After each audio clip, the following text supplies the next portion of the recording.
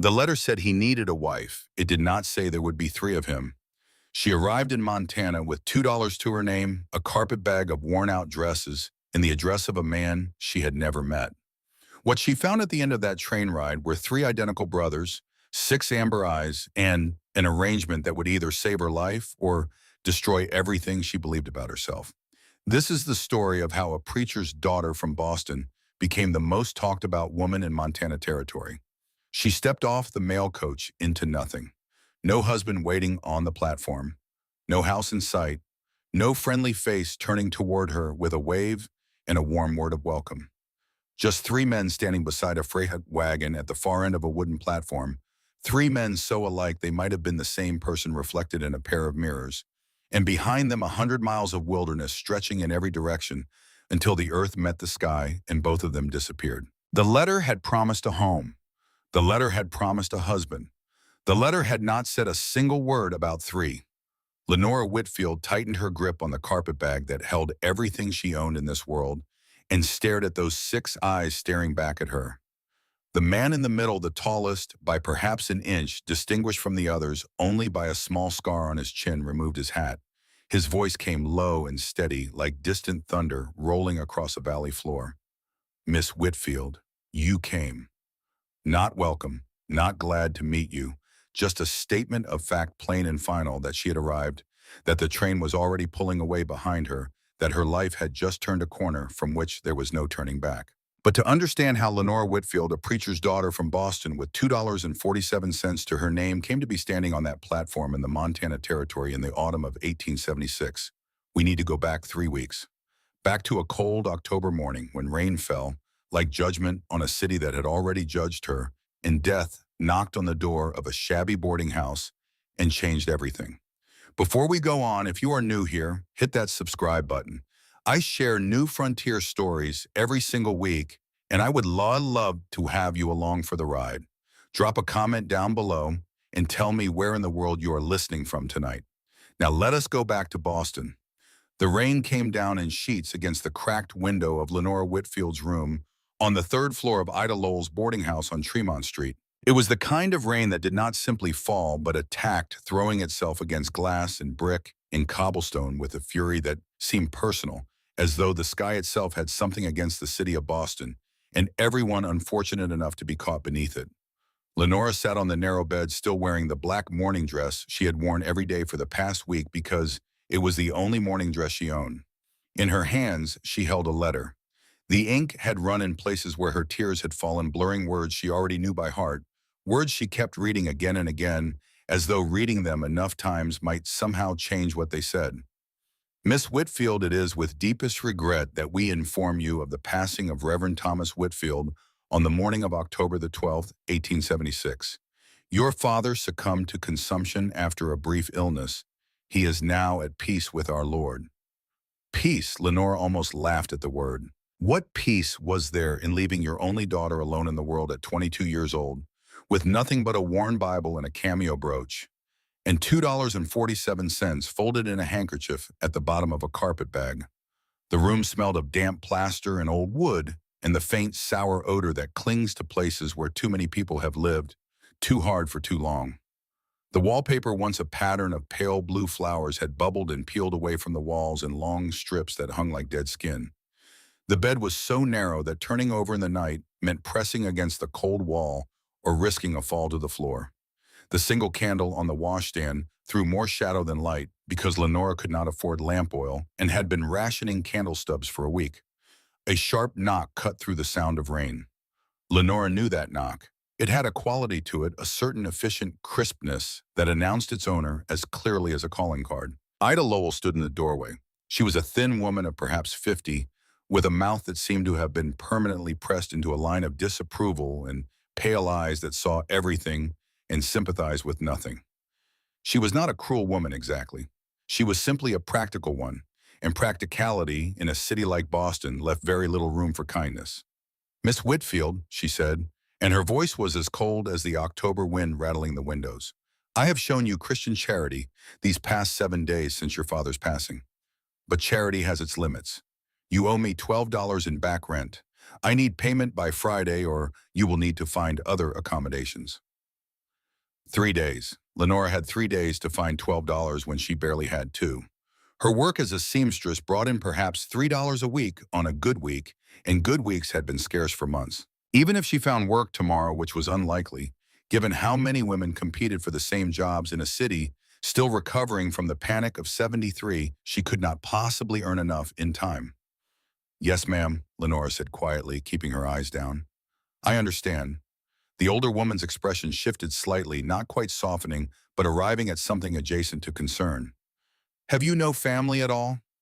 No, ma'am. My mother died giving birth to me. Father had no siblings, and there is no one. Ida Lowell studied her for a moment longer, then sniffed. A girl alone in the city. It is unseemly. You should find a man to marry Miss Whitfield.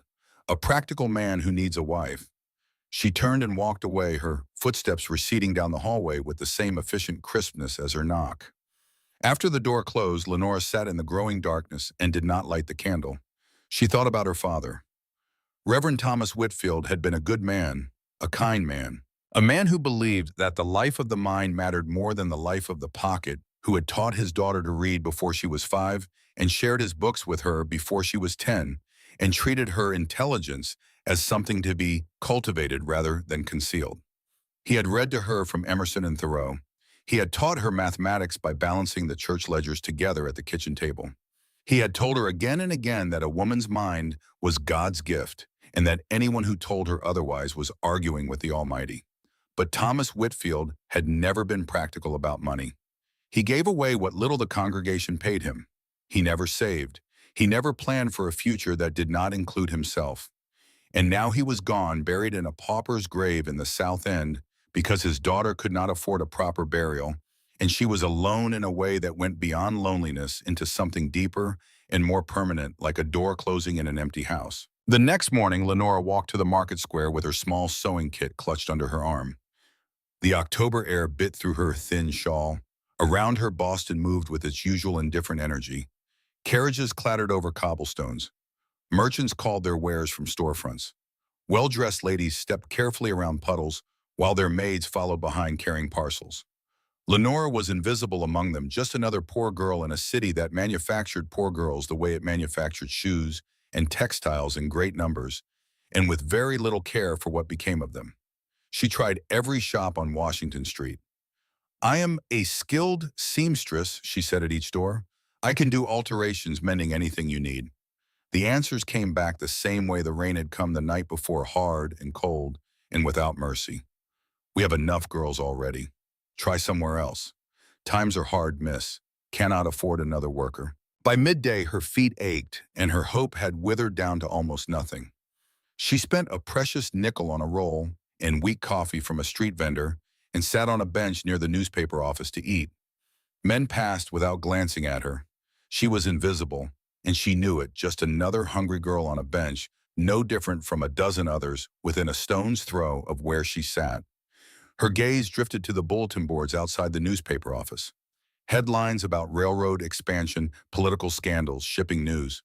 And then on a smaller board tucked to one side, a collection of advertisements and notices. Her eyes caught on one hand printed on yellow paper that had begun to curl at the edges from age and weather.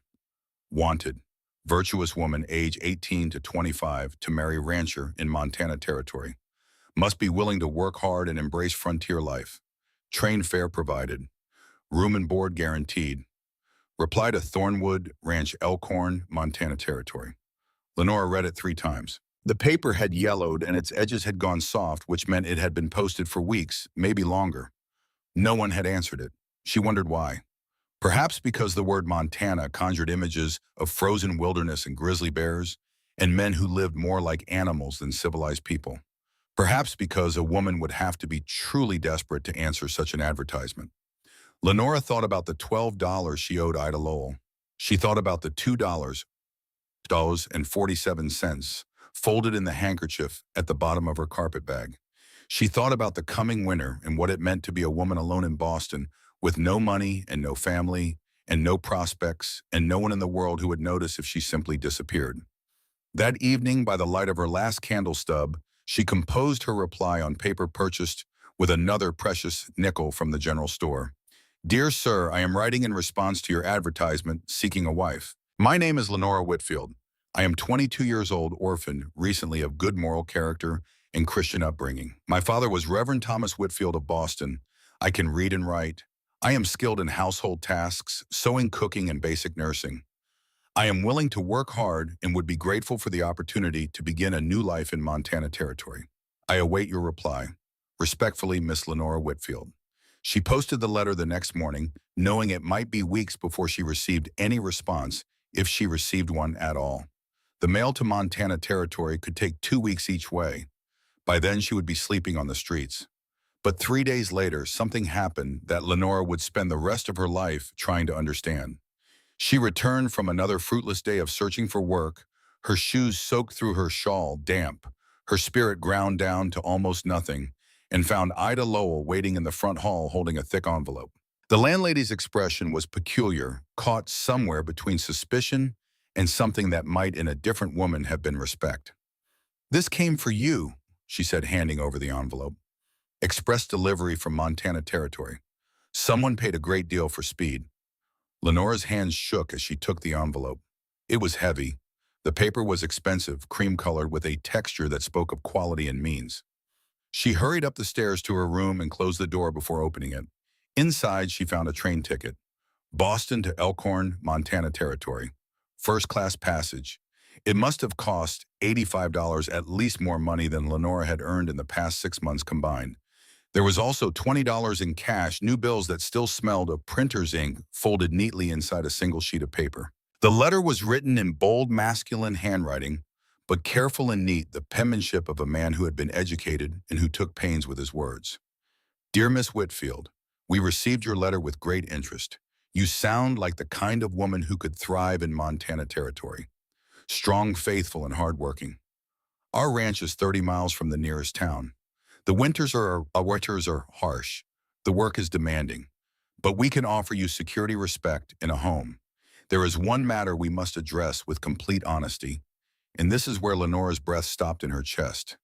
You will not be marrying one man. You will be marrying us, three of us, myself and my two brothers. We are triplets, identical in appearance. We share everything on this ranch. The work, the decisions, the profits. And we wish to share a wife. This arrangement is unconventional. We understand completely if you decline. If you choose not to come, keep the $20 to help you get established in Boston. We ask nothing in return, but if you accept, know this. We will protect you, provide for you, and treat you with the respect due a wife. You will have a voice in our household. And while this arrangement may seem strange now, we believe you could find happiness here. The choice is entirely yours. If you come to Montana, you come willingly with full knowledge of what awaits you. The train ticket is for departure in 5 days. That should give you time to settle your affairs if you choose to accept. Respectfully, Silas Thornwood and brothers Boone and Micah Thornwood. Lenora read the letter 4 times. She set it down on the bed. She picked it up and read it again. 3 men, 3 identical brothers who wanted to share her as a wife. The very idea seemed impossible, scandalous as something from a fever dream, rather than a letter written on expensive cream paper in careful, educated handwriting. And yet, here was a first-class train ticket worth $85. Here was $20 in cash with no strings attached. Here was a letter that told her the truth up front, plainly and without deception, when it would have been so much easier to lure her west with a lie and reveal the reality only after she had arrived and had no way back. Lenora pulled out the small Bible her father had given her for her 16th birthday. Inside the front cover, in his careful slanting script, he had written words she had read 1,000 times but never needed more than she needed them now. "Lenora, my dear daughter, remember always that God gives us free will. Our choices define us. Choose with courage and faith." Courage. She had been brave when her mother died in childbirth.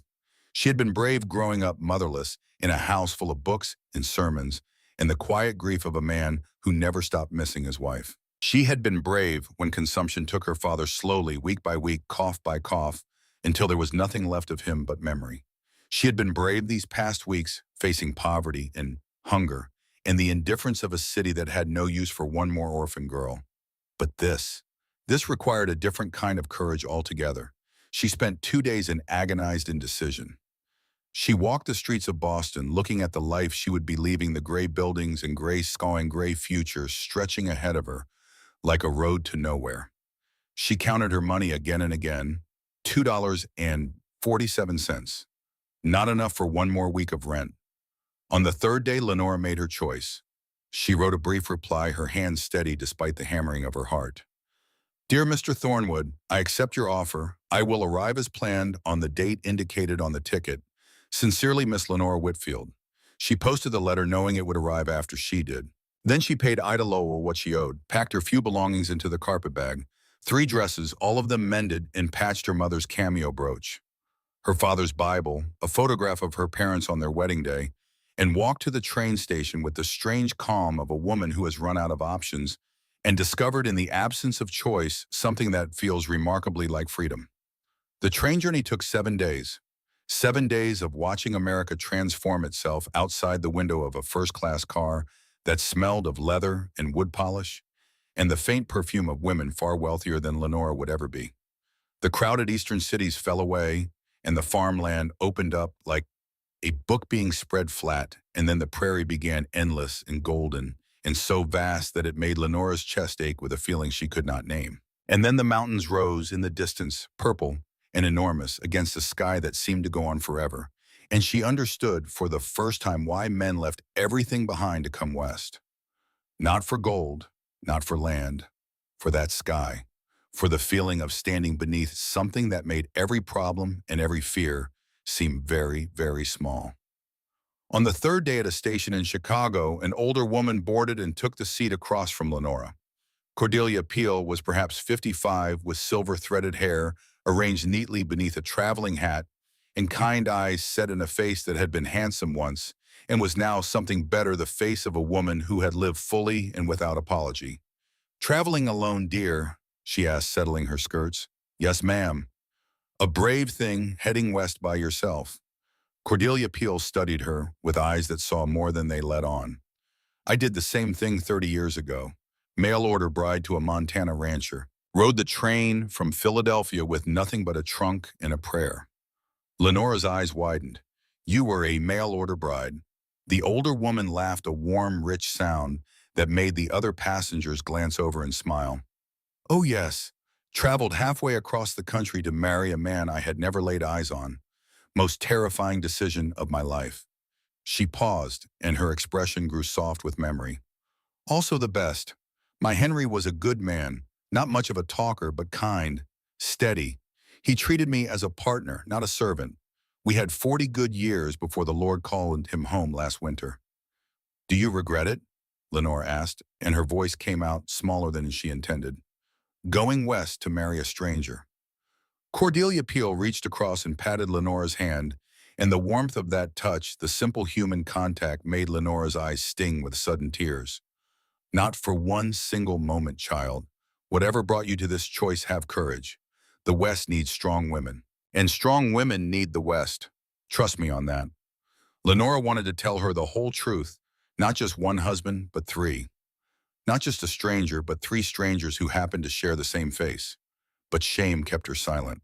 Some secrets were too strange even for a woman who had once crossed a continent for love. On the 7th day, the train pulled into Elkhorn, Montana territory, and everything Lenora thought she knew about the world changed. The town was small, perhaps 24 buildings of raw timber and false fronts clustered along a single main street of packed dirt. A general store, a bank, a saloon with its doors propped open despite the cold. A church so small it might have been a shed with aspirations. Mountains rose in every direction, enormous and indifferent, their peaks already dusted with the first snow of October. The air when Lenora stepped onto the platform was so cold and so clean and so thin that it hurt to breathe, as though her lungs had been designed for a thicker, wetter, lesser kind of atmosphere, and now had to learn a new way of working. And there, at the far end of the platform, standing near a freight wagon, hitched to 4 big draft horses, were 3 men. Lenora's first thought was that her eyes were playing tricks. The exhaustion of 7 days of travel, the altitude, the thin air, something was making her see triple. But she blinked and looked again, and the 3 men were still there, as real and solid as the mountains behind them, and they were staring at her with an intensity that caught the October sunlight and held it. They were tall, all three of them, not just tall, but enormous, perhaps 6.5 feet from boots to hat brim, with shoulders broad enough to fill a doorway, and hands that looked as though they could bend iron or cradle a bird's egg with equal ease. They wore work clothes, denim pants faded and worn soft at the knees, flannel shirts with the sleeves rolled to the elbow, showing forearms that were brown from sun, and scarred from labor leather boots that were dusty from hard use but oiled with care. Their faces were strong and angular, square jaws with 2 days of stubble, high cheekbones, straight noses with a slight bump that suggested they had been broken at least once, and eyes the color of dark amber, intelligent and focused and fixed on her with a weight that made her skin prickle. Their hair was the color of dark honey, streaked lighter in places by the sun, worn longer than fashion, dictated curling slightly at the collars of their shirts. Not because they wanted to look a certain way, but because they lived 30 miles from the nearest barber and had more important things to do than worry about how they wore their hair. The man in the middle, distinguished from his brothers only by a small scar on his chin, stepped forward and removed his wide-brimmed hat. Up close, he was even larger than he had appeared from a distance, tall enough that Lenora had to tilt her head back to meet his eyes, broad enough that he seemed to block out the scowl. "Miss Whitfield," that low, steady voice again. "I am Silas. This is Boone." He gestured to the man on his left, who was studying Lenora with an intensity that bordered on physical weight. "And Micah," the man on his right, who smiled, and whose smile transformed a face of hard angles and rough edges into something unexpectedly warm. Boone spoke next, and his voice was rougher than his brother's, more direct, the voice of a man who did not believe in wasting words on things that did not need them. "You are smaller than I expected."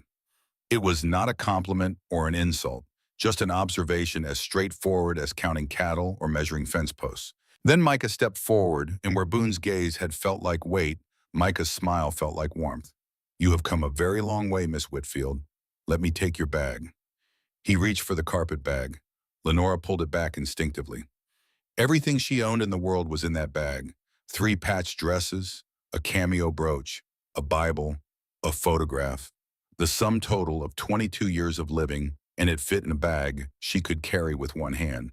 But Micah's eyes held no guile and no greed, only a kindness so plain and so genuine that it disarmed her more completely than any show of force could have done. She released her grip. His fingers brushed hers as he took the bag, and the touch was brief, the lightest contact imaginable. But it was the first time in months that anyone had touched Lenora Whitfield with gentleness, and the shock of it went through her like a current. The wagon ride to the ranch took 90 minutes. Lenora sat on the bench seat between Silas and Boone while Micah drove his big calloused hands easy on the reins.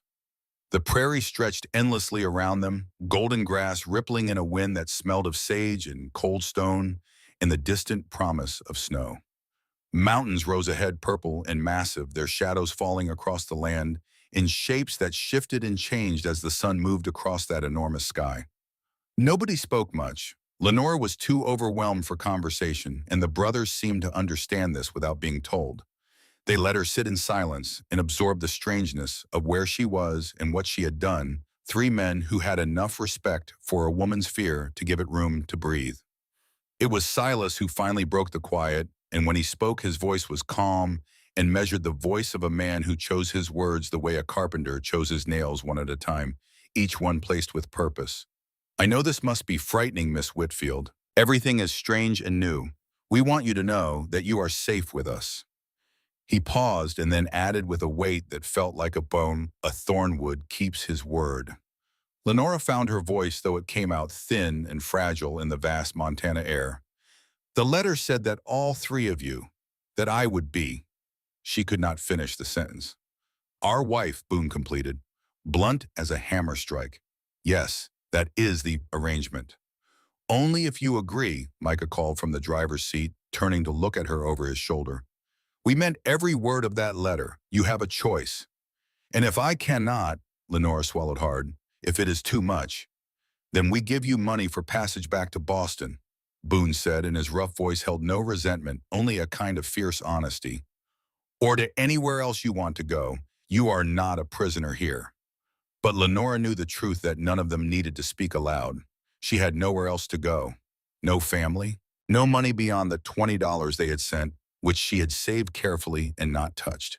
This was her choice: stay and accept this strange arrangement, or return to Boston and starve slowly in a cold room while the city stepped over her body on its way to somewhere more important. Not really a choice at all. Then the ranch came into view, and whatever breath Lenora still had left in her body and went out of her in a single quiet gasp. She had expected a rough cabin, a log structure with mud chinking and a dirt floor, and perhaps a single window of oiled paper instead of glass. She had prepared herself for primitive, for harsh, for the kind of shelter that kept the rain off, and nothing more. Instead, a proper house rose from the prairie, 2 stories of cut stone and heavy timber, solid and handsome with glass windows that caught the afternoon light and a wide front porch that looked out across the valley toward the mountains. Barns and outbuildings clustered nearby, well built and well maintained. Horses grazed in fenced pastures, their coats gleaming in the autumn sun. Cattle dotted the hills beyond, hundreds of them, spread across grassland that rolled away to the horizon in every direction. "This is Thornwood Ranch," Silas said, and in his voice Lenora heard a quiet pride that had nothing to do with boasting and everything to do with a man who knew exactly what every stone and board and fence post had cost him. "We built it from nothing. 12 years. "It is beautiful," Lenora whispered, and she meant it with her whole heart. "It is home," Micah said softly from the driver's seat. "And now it is your home too, if you want it to be." They helped her down from the wagon, their hands gentle, despite their obvious strength, careful with her, as though she were something valuable that might break. A woman emerged from the house, perhaps 60 years old, with gray hair, pulled back in a neat bun, in a face that was all kindness, creased by decades of Montana sun and decades of smiling, and the quiet endurance of a woman who had spent her life making hard places feel like home. "This is Hetty," Silas said. "She manages the household. Hetty, this is Miss Lenora Whitfield." "Just Lenora, please," Lenora said shyly.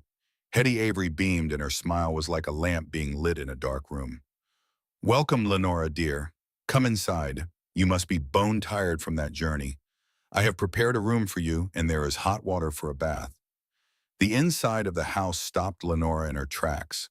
Polished wood floors, quality furniture built by someone who knew what they were doing with a chisel and a lathe. Bookshelves lining the walls of a front room, hundreds of volumes, novels and histories, and collections of poetry and works of philosophy and political theory. A stone fireplace large enough to stand in with a fire already burning against the October chill. The smell of wood smoke and leather and beeswax, and from somewhere deeper in the house, fresh bread baking. This was not the rough frontier cabin she had imagined. These men had education, culture, taste.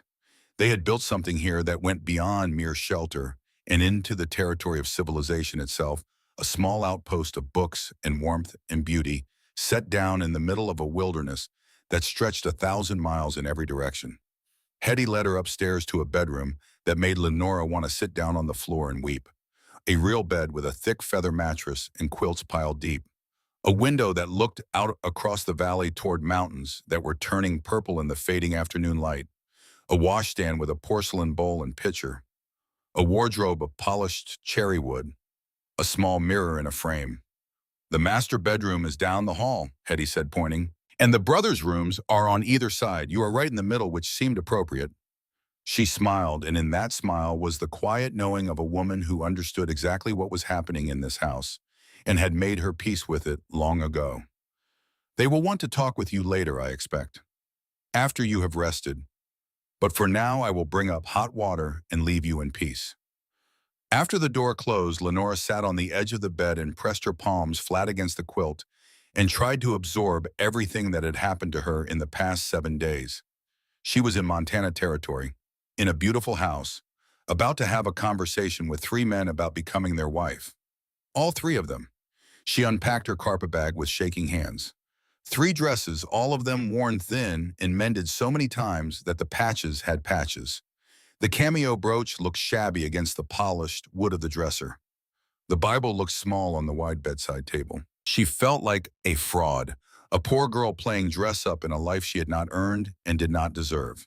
Hetty returned with 2 young ranch hands carrying buckets of steaming water. They filled a copper tub behind a privacy screen without once looking in Lenora's direction. then departed with quiet nods. Hetty laid out fresh towels and a bar of soap that smelled of lavender. "Take your time, dear," she said from the doorway. "Those boys are patient. They have waited this long for the right woman. They can wait a bit longer." After the door closed, Lenore undressed and lowered herself into the hot water and let 7 days of train travel dissolve away. She scrubbed her hair with the lavender soap and felt for the first time since her father's death something approaching human again. The warmth seeped into her bones, into the tight places in her shoulders, and her back into the knot of fear that had lived in her stomach since the morning she read the letter that told her she was alone in the world. She dressed in her best dress, the navy blue one, with the smallest amount of mending, and pinned her hair up carefully. When she looked in the small mirror above the washstand, she did not recognize the woman looking back at her. The Montana light coming through the window painted her skin warm gold. Her eyes looked larger, somehow bluer. Or perhaps it was fear making her pupils wide. A soft knock made her jump. "Lenora." Silas's voice came through the closed door, low and respectful. "We would like to speak with you downstairs, in the library. Take your time. There is no rush." She took a deep breath. She smoothed her skirt. She opened the door. Silas stood in the hallway, and this close, without the distraction of the wagon ride and the vast landscape, Lenora could fully appreciate how large he was. Not just tall, but wide, thick through the chest and shoulders. Built like a man who had spent every day of the past 12 years doing the kind of work that turned boys into something harder and stronger than ordinary men. His hands hung at his sides, enormous and calloused, scarred across the knuckles from a lifetime of labor. But his expression was gentle, patient. The expression of a man who understood that the woman standing in front of him was frightened and who had decided with the quiet certainty of his nature that he would not be the thing she was frightened of. "This is hard for you," he said quietly. "I know. We will make it as easy as we can." He offered his arm, an old-fashioned courtesy that caught Lenora off guard and made her eyes sting unexpectedly. She placed her hand on his forearm, feeling solid muscle beneath the fabric of his clean shirt, and let him lead her down the stairs and into the room where her life was about to change again. The library was beautiful, floor-to-ceiling bookshelves on 3 walls, leather chairs arranged before a stone fireplace where flames danced and popped, amber light falling across polished wood, and the spines of hundreds of books. Boone and Micah stood as she entered, that same automatic courtesy, and Lenora felt something catch in her chest, because no one had ever stood when she entered a room before, no one had ever treated her arrival as an event worthy of acknowledgement, and the simple act of 2 men rising to their feet made her feel for one dizzying moment as though she mattered. "Please sit," Silas said, gesturing to a chair. Lenora perched on the edge, back straight, hands folded in her lap, the way her father had taught her. "A lady's posture," he used to say, "is her first and best defense against a world that will try to make her small." All 3 brothers sat facing her, 3 identical faces, 3 expressions of serious intent. The firelight played across their features, making them look carved from the same stone. Silas spoke first, calm and measured, choosing each word with care. "Lenora, we need to discuss what you are stepping into. You came here as a mail-order bride, but as our letter stated, this situation is not what you expected." "3 husbands," Lenora managed, and her voice came out steadier than she felt. "1 wife." Boone leaned forward, and his intensity was almost a physical thing, like the heat from a forge. "That is right, we share everything. The work, the decisions, the ranch. And we want to share you." "Share me," Lenora repeated. How Micah's voice was softer, warmer. "You would be wife to all 3 of us, not just on paper, in daily life, in how we make decisions together, in how we build a family together, in every way that matters." Lenora's throat was dry. Her hands wanted to shake, so she pressed them tighter together in her lap. "Why?" she asked. "Tell me why. Not just the arrangement. Tell me why 3 men who built all of this would need to do things this way." A silence fell. Silas looked at his brothers, and something passed between them, a wordless communication refined by years of shared life and shared labor and shared grief. Then Silas spoke, and his voice dropped lower, rougher, as though the words cost him something he did not often pay. "Our parents died of fever in 1864. All 3 of us, 17 years old, standing at 2 fresh graves with nothing but this land and each other. We made a vow that day, Everything we build together. Everything we own together. Everything we are together. He stood and walked to the window, his broad back to the room, and stared out at the land that he and his brothers had spent 12 years carving from wilderness. 3 separate wives would mean 3 separate households, 3 competing loyalties. Eventually, 3 separate portions of this ranch divided and sold and broken apart until there was nothing left of what we built. One wife means unity. One wife means the family stays whole. He turned back, and in his amber eyes, Lenora saw something raw and exposed the loneliness of a man who had chosen strength over connection for 12 years and was only now admitting to himself and to her what that choice had cost him. We are not asking you to understand all of this today. We are asking you to give us a chance. 3 months. Stay for 3 months. Let us show you what this life could be. If at the end of that time you want to leave, we will help you go. 3 months, Lenore repeated. With full room and board, Boone added. Good food, warm clothes, your own space when you need it. And if you choose to stay, Micah finished, and his voice dropped to something that was almost a whisper, we will give you everything. Protection, respect, a place in this family. We want to love you, Lenora, all 3 of us.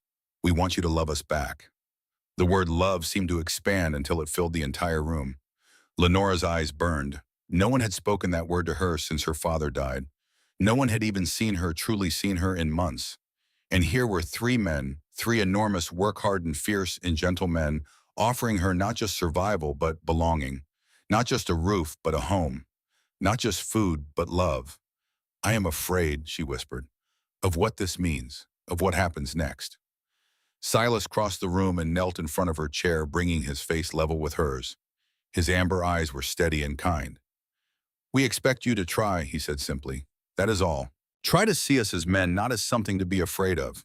Try to imagine a life here. Try to let us take care of you. He paused and then added quietly, you are not alone anymore, Lenora, not ever again. The fire crackled. The wind pushed against the stone walls of the house. And in that silence, something shifted between 4 people that could never shift back. I will try, Lenora heard herself say. 3 months, I will try. She had come to Montana with nothing. $2.47 and a carpet bag of worn-out dresses. Now she had a home. She had food. She had safety. And tomorrow when the judge came to perform the ceremony, she would have a husband. 3 of them. 3 men who looked at her as though she were precious, as though she mattered. The thought should have terrified her. Instead, as she climbed the stairs that night and lay down in the softest bed she had ever known, and listened to the unfamiliar sounds of a Montana night, the lowing of cattle somewhere in the darkness, the whisper of wind across the prairie, the quiet movement in the rooms around her, where 3 men settled in for sleep, Lenora Whitfield felt the faintest stirring of something she had not felt in a very long time. Hope, small and fragile like a candle flame cupped in 2 hands against the wind, but real, and hers. She had until morning to decide if she would let it grow. But what she found in that library, what those 3 men had shown her in the honesty of their words and the steadiness of their eyes, had already planted a seed in ground she thought was barren. Winter was coming to the mountains, but something else was coming too. Morning came to Thornwood Ranch the way morning comes to the mountains slowly. At first, a thin line of gold along the eastern ridge, then all at once light spilling across the valley like water breaking over a dam, until every blade of grass and every stone and every pane of glass in every window burned with it. Lenora woke to sunlight on her face and the smell of coffee rising through the floorboards, and for a long, disoriented moment, she did not know where she was. The bed was too soft, the room was too warm, the light was too clean and too golden and too abundant for the dim 3rd floor of Ida Lowell's boarding house in Boston. Then it all came rushing back. Montana, the ranch, 3 identical brothers, and today a wedding. A soft knock preceded Hetty's entrance with a breakfast tray. Good morning, Mrs. Thornwood, the older woman said, and the name landed in Lenora's chest like a stone dropped into still water, sending ripples in every direction. The brothers are waiting downstairs. Judge Caldwell will be here at 10. They thought you might like time to prepare. The tray held eggs cooked in butter-thick cut bacon toast with blackberry jam and coffee strong enough to strip paint. Lenora ate with the focused intensity of a woman whose body was only beginning to believe that food would continue to be available, that this was not a dream from which she would wake to find herself hungry again. I took the liberty of laying out a dress, Hetty said, gesturing toward the wardrobe. I hope you do not mind. It belonged to the boy's mother. She was about your size. The dress was beautiful, cream-colored with delicate lace at the collar and cuffs, the kind of dress that was made to be worn once and remembered forever. The fabric was fine, soft, well-preserved. Lenora touched it with fingers that felt too rough and too ordinary for something so lovely. I could not possibly, she whispered. Hetty's expression became firm, in the way that only a woman who has spent decades managing a household full of men can be firm, warm, and unyielding at the same time. You can and you will. Those boys want you to feel beautiful today. Let them give you this. After breakfast, Hetty helped Lenora bathe and dress. The cream dress fit nearly perfectly, needing only a few adjustments that Hetty made with quick practice stitches. Lenora's hair was brushed until it shone like pale honey, then arranged simply pinned up with a few soft curls left to frame her face. When Lenora looked in the mirror, she saw a stranger. The dress transformed her from a poor girl in patched clothes to someone who might actually belong in this house, in this life, beside men who built empires from bare earth with their hands. Her blue eyes were wide and bright. Her cheeks had color in them, the mountain air already doing what months of Boston gray had undone. You look lovely, Hetty said with satisfaction. They will be speechless. Downstairs, the three brothers waited in the parlor. All three wore clean shirts, dark trousers, hairbrushed boots polished to a shine. When Lenora appeared in the doorway, they rose as one. That automatic courtesy she was beginning to understand was not performance, but nature, and the expressions on their faces made her breath catch in her throat. Micah spoke first, barely above a whisper. Beautiful. Boone said nothing. He simply stared, and the hard lines of his face softened into something that looked almost like wonder, as though he had spent 12 years building walls around himself, and she had walked through them without trying. Silas held her gaze for a long moment before he found his voice. Thank you for wearing our mother's dress. She would have been proud to see it worn again. Before anyone could say more, hoofbeats sounded outside. Judge Harold Caldwell had arrived. He was a portly man in his late 60s, with kind eyes set deep in a face that had spent decades listening to arguments and rendering verdicts and had somehow managed to retain its capacity for warmth. He shook Silas's hand, kissed Lenora's cheek in a fatherly way that made her throat tighten, and conducted the ceremony with the brisk efficiency of a man who believed that the vows mattered more than the pageantry. The required questions were asked. The required responses were given. I do. I will. In sickness and in health, till death do us part. When Silas slid the ring onto Lenora's finger, a simple gold band that had belonged to his mother, her hand trembled. His was steady, warm, broad enough that her hand disappeared inside it like a bird folding its wings into a nest. You may kiss your bride, Judge Caldwell said. Silas lifted his hands to Lenora's face, slowly, giving her time to pull away. His calloused palms cupped her cheeks with a gentleness that seemed impossible in hands, that large hands that could split fence rails and shoe horses and wrestle cattle to the ground. His amber eyes searched hers, asking a question he was too honorable to put into words. She answered it by not looking away. He leaned down and pressed his lips to hers. The kiss was soft and brief, nothing demanding about it, nothing that pushed or claimed or took. Just a man's mouth touching a woman's mouth with a tenderness that said more than any words could have managed. It was Lenora's first kiss. The sweetness of it made her eyes sting. When he pulled back, Silas smiled. Small and quiet and real. Mrs. Thornwood. The words sent a shiver through her that had nothing to do with the cold. She had a new name, a new life, a new identity. She was no longer Lenora Whitfield, orphan seamstress. Nobody. She was Lenora Thornwood. And that name meant something in this territory. She could feel it in the way Judge Caldwell shook her hand, in the way Hetty pressed a handkerchief to her eyes, in the weight of the gold ring on her finger that was still warm from Silas's pocket. The judge departed with a knowing nod and a tip of his hat, and the door closed behind him, and Lenora was alone with her three husbands. It was Boone who moved first. He crossed the room in two long strides and stood before her, and up close his intensity was like standing near a forge, heat and power barely contained behind a surface that looked calm but was not. May I, he said, not quite a question, more like a statement that was giving her the option of disagreeing. He cupped her face the way Silas had, but his hands were rougher, his grip firmer, and when his mouth found hers, there was nothing soft about it. This kiss was different, direct and unhesitating, the kiss of a man who did everything with his whole self and did not know any other way. Lenora's knees weakened, and she was grateful for the solid weight of his hands steadying her, because the ground beneath her feet had become unreliable. When Boone stepped back, his amber eyes burned with something fierce and undisguised. "Now you are ours," he said, his voice like gravel under wagon wheels. "All the way." Micah approached last, and his smile was the warmest thing in the room. "My turn," he said, and there was laughter in it, a lightness that cut through the intensity of the moment like sunlight through storm clouds.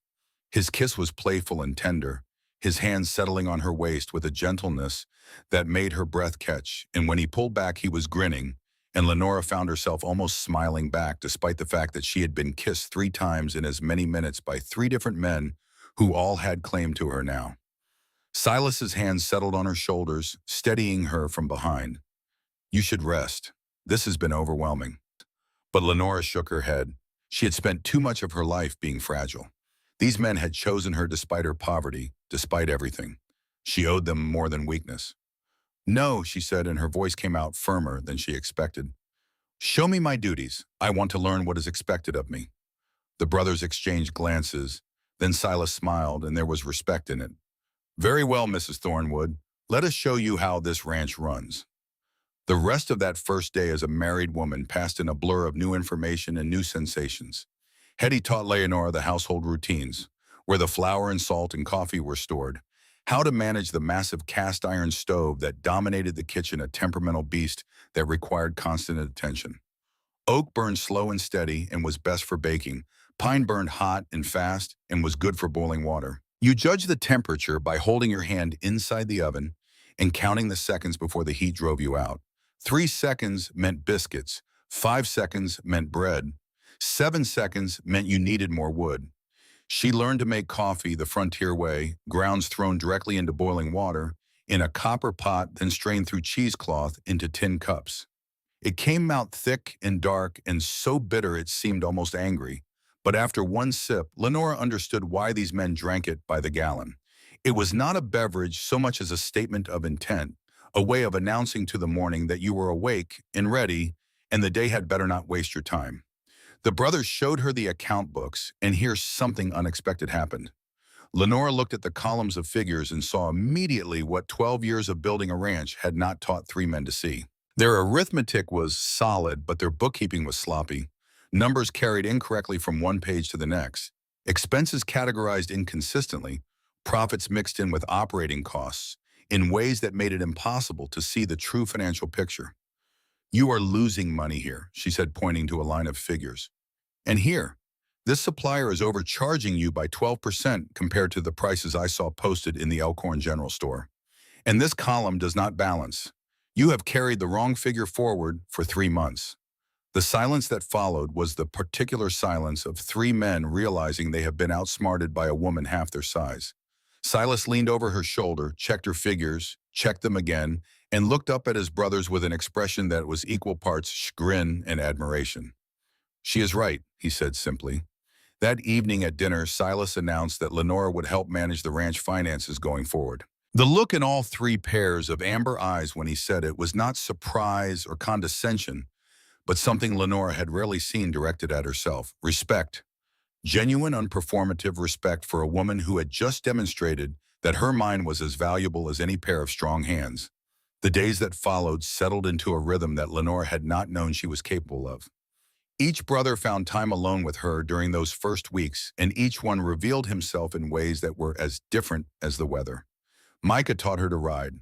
Patient as the mountains themselves, he stood beside the gentle mare called Daisy and showed Lenora how to mount, how to hold the reins, how to move with the horse rather than against it.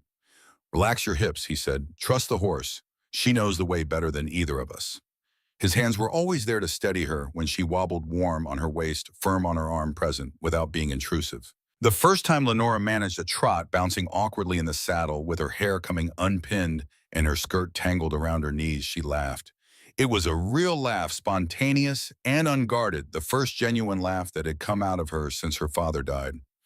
Micah, riding beside her, heard it, and his expression changed.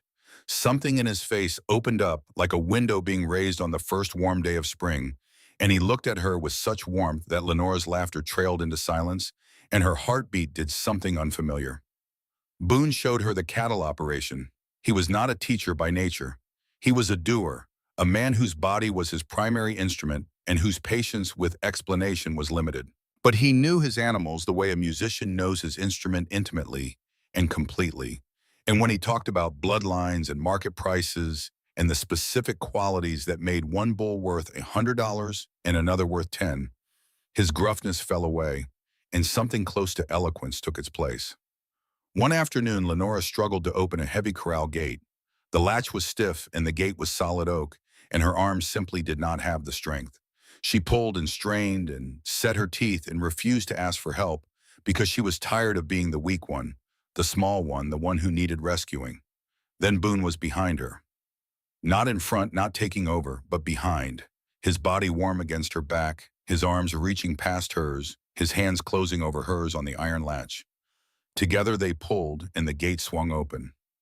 He did not step away immediately. For a moment, his chest was against her back, and his breath stirred the loose hair at her temple, and Lenora felt something tighten low in her stomach, something she had no name for and no experience with, something that made her face flush and her pulse quicken. Then he stepped back, and when she turned around, his ears were red above the collar of his flannel shirt, and he was very deliberately not looking at her. "You will get stronger," he said roughly. "The work out here builds muscle. In a month you will open that gate with one hand." It was not poetry, it was not romance. But from Boone Thornwood, it was the equivalent of a sonnet. The evenings belonged to Silas. After dinner, while Micah played guitar in the parlor, and Boone sat in the corner with a book he was pretending to read, while actually watching Lenora from under lowered brows, Silas and Lenora would retreat to the library and the world of words. He introduced her to books she had never encountered. Emerson she knew from her father, but Silas gave her Thoreau and Whitman and the essays of Frederick Douglass and the novels of George Eliot. He listened when she spoke about what she read, actually listened, leaning forward in his chair with his elbows on his knees and his amber eyes intent on her face, asking questions that showed he valued not just her opinions but the mind that produced them. "You are wasted as just a housekeeper," he told her one evening, his voice quiet in the lamplight. "You have a mind, Lenora, a good one. We want you to use it." The casual respect in those words undid something in Lenora's chest that she had not even known was knotted. Her father had valued her intelligence, but he had been the only one. In Boston, a woman who read philosophy and did mathematics in her head was an oddity at best and a threat at worst. Here in this house in the middle of nowhere, three men saw her intellect as something to be prized rather than concealed. The freedom of that was intoxicating, and the physical awareness grew day by day like a vine climbing a wall. A hand on the small of her back as she passed through a doorway, fingers brushing when someone handed her a cup of coffee. The way all three brothers watched her when they thought she was not looking, hunger barely concealed behind their steady gazes. Lenora found herself watching them too, noticing how their shirts stretched across shoulders that could carry 100-pound feed sacks without effort, the strength in their hands as they worked splitting wood, mending harness, shoeing horses. The way lamplight turned their hair to honey and gold and caught the stubble on their jaws and made them look like men from a story she might have read in one of Silas's books, larger than life and more real than anything she had ever known. 2 weeks after Lenora's arrival, the first real storm hit. It came down from the mountains in the late afternoon, a wall of black cloud and shrieking wind that turned the ranch from a place of warm golden light to something out of a nightmare in less than an hour. Rain fell sideways. Hail hammered the roof. Lightning cracked so close that the thunder came at the same instant as the flash and the whole house shook. And then word came from one of the ranch hands. A section of fence in the north pasture had gone down. 30 head of cattle were loose in the storm, and if they were not rounded up before they scattered into the hills, they might not be found for days. The brothers moved without discussion. 12 years of shared life had given them a language that did not require words. Silas grabbed his hat and coat from the hook by the door. Boone was already pulling on his boots. Micah had the barn doors open and horses saddled before his brothers reached the yard. They rode out into the storm without hesitation, without complaint. Three big men on big horses disappearing into a curtain of rain and darkness because the work needed doing, and they were the men to do it. Lenora stood at the kitchen window and watched them go. She thought about how easy it would have been for them to stay inside. The fire was warm. The coffee was hot. The storm was dangerous, but they went anyway because that is what men like the Thornwood brothers did. They did what needed doing. That was who they were.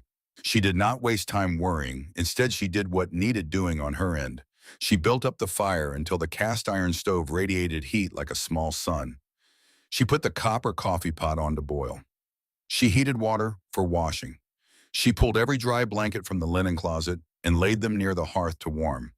She made a pot of thick oat porridge with salt and butter and a generous measure of the molasses Hetty kept in a crock by the stove. 3 hours later, well past midnight, the front door opened and three men stumbled in, soaked to the bone, covered in mud, shaking with cold, so exhausted that Boone's hands trembled as he tried to unbutton his coat and failed. They stopped in the doorway and stared. The kitchen blazed with warmth. The stove radiated heat. Coffee steamed in 3 cups laid out on the table beside 3 bowls of hot porridge. Clean, dry blankets lay folded on the bench. Lenora stood beside the stove, still in her apron, still awake, her blue eyes steady. She did not say, "Are you all right?" or "I was worried," or any of the other things a woman in a story would have said. She simply said, "Eat, before it gets cold." Silas looked at her. He was dripping on the floorboards. Mud streaked his face. His hat was gone, lost somewhere in the storm. But the way he looked at her in that moment was something Lenora would carry with her for the rest of her life. It was not gratitude exactly. It was recognition. The recognition of a man who had just seen something he had not dared to hope for. "That is what a good person does," he said quietly, his voice hoarse from the cold. "And you just did it." He held her gaze for a beat longer than necessary. "You belong here, Lenora." That was the first time any of them said it, the first time those words were spoken in that house. But they would be spoken again many times in many ways over many years until they became as natural as breathing. After the storm, something changed. The distance Lenora had been maintaining, the careful inches of space she kept between herself and these three men, began to close. Not all at once, not dramatically, but steadily, the way spring comes to Montana so slowly you do not notice until one morning you look outside and the snow is gone and green things are growing where ice used to be. 3 weeks after her arrival on a cool evening in late November, Lenora sat on the front porch watching the sunset paint the mountains in shades of rose and amber and deep violet. The Montana twilight seemed to last forever, lingering in the sky, as though even the sun was reluctant to leave this place. Micah found her there. He settled onto the porch rail with his guitar and began to play something soft and sweet and aching, a melody that threaded through the evening air like smoke and made Lenora's throat tighten with an emotion she could not name. "That is beautiful," she said when the last note faded. "It is called Lenora's Song," Micah said, and there was a light in his amber eyes that the sunset could not entirely account for. "I wrote it this week." "You wrote a song for me." "For you." He set the guitar aside and moved to sit beside her on the porch swing. The chains creaked softly with his weight. He was so much larger than she was that the swing tilted toward him, and Lenora had to brace herself to keep from sliding into the warm, solid wall of his body. "Lenora," he said quietly, "can I ask you something?" "Of course. Are you happy here?" She considered the question with the seriousness it deserved. 3 weeks ago, she had been a desperate girl counting pennies in a cold room. Now she had food and warmth and safety, and three men who treated her as though she mattered. More than mattered, as though she were essential. "Yes," she said slowly, "I think I am, or I am beginning to be." Micah's smile was soft in the fading light. "Good. That is all any of us want, your happiness. Why does it matter so much to you? You could have married me for convenience, a housekeeper, a cook, but you treat me as though I am something more, because you are something more." Micah turned to face her, and his expression was open and unguarded in a way that men as large and strong as Micah Thornwood rarely allowed themselves to be. "Lenora, do you have any idea how rare it is to find someone who fits, who does not try to change us or divide us, who is smart and strong and brave enough to sit on this porch after traveling 2,000 miles alone to marry three strangers?" "I was desperate," Lenora said quietly, "not brave." You answered an advertisement for a wife in the Montana Territory. You boarded a train alone. You stepped onto that platform and looked three men in the eye and did not run. That is not desperation, Lenora. That is courage. His hand came up slowly, giving her time to pull away, and tucked a strand of honey blonde hair behind her ear. His fingers lingered on her cheek, rough-skinned and warm, and Lenora's eyes fluttered closed at the tenderness of the touch. "We are all a little bit in love with you already," Micah said, his voice dropping lower. "Getting there anyway. Is that so hard to believe?" "I am nobody," Lenora whispered. "A poor girl with nothing." "You are Lenora Thornwood," Micah corrected gently. "Our wife, and that makes you the most important person in our world." He leaned in slowly, telegraphing every inch of his intention. His lips brushed hers soft and questioning, asking rather than taking. Lenora's first instinct was to pull back, but something stronger than instinct held her still. Something that had been growing in her for 3 weeks, quiet as a seed in dark soil, and she leaned into the kiss instead. Micah made a sound low and soft and deepened the kiss. His hand cradled her face, his thumb tracing the line of her cheekbone, and his mouth was warm and sure and patient. This was not the brief ceremonial kiss Silas had given her at the wedding. This was real. This was a man kissing a woman he wanted, and Lenora could feel that wanting like heat through a closed door, present and undeniable, and held in check by a self-control that was more impressive than any show of force. When he finally pulled back, they were both breathing differently. Lenora's hand had found its way to his chest, and beneath her palm, she could feel his heart beating hard and fast, a counterpoint to her own. "I have been wanting to do that since you arrived," Micah admitted, his voice rougher than before. The screen door opened. Boone stepped out onto the porch. He took one look at them. Lenora flushed Micah's hand still on her face, and his jaw tightened with something that was not anger, but was close enough to be mistaken for it. "My turn," he said. There was no asking. Boone pulled Lenora to her feet and into his arms in a single motion that demonstrated just how strong he was and just how much restraint he had been exercising for the past 3 weeks. His mouth found hers, and the kiss was nothing like Micah's. Where Micah asked, Boone declared. Where Micah was patient, Boone was urgent. He kissed her the way he did everything else, with his entire being, holding nothing back, and Lenora's knees gave way, and the only thing keeping her upright was the iron circle of his arms. When he set her back on her feet, she swayed, and both brothers reached to steady her at the same time, and in the tangle of hands and arms, and the dizzy spinning of her head, Lenora heard the screen door open again. Silas stood in the doorway.